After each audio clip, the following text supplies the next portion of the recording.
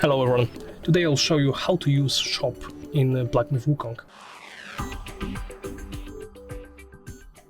You may have trouble finding the shop in Black Myth Wukong, but and it is quite obvious, but you may have missed it.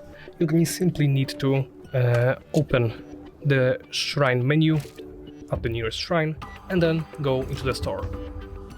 Here you can buy or sell items at your convenience.